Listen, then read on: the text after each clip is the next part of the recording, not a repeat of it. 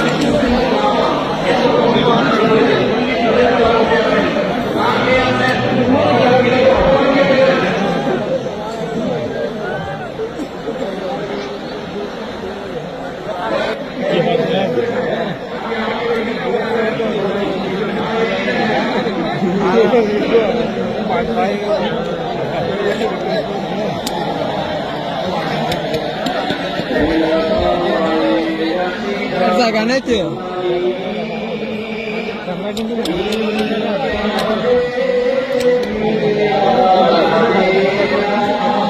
জানগো এটা জায়গা নেই দে তুমি আসনে বসে প্রাণ